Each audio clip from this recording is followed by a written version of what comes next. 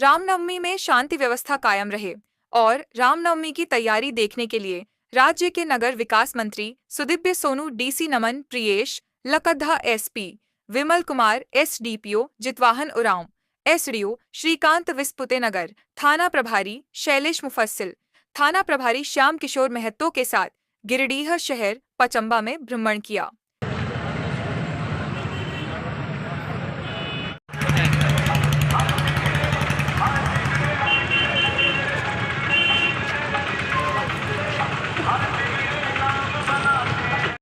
कहाँ दीन बैठे ही चरण प्रहार कीन सकते नाय चरण सिर चला सुता कृपा सिंधु रघुनायक जहाँ कई प्रणाम कथा सुनाय।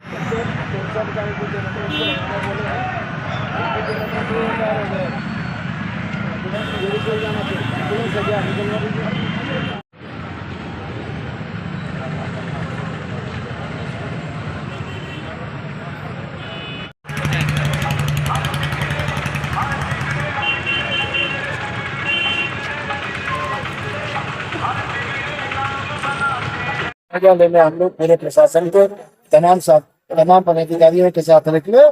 सारे जगह बहुत दुरुस्त व्यवस्था है और इस रामनवमी राम भक्तों के लिए सारी व्यवस्था रहेगी और बड़ा शांतिपूर्ण और बड़े सौहार्दपूर्ण माहौल में हमारी उम्मीद है कि यह त्योहार निकलेगा।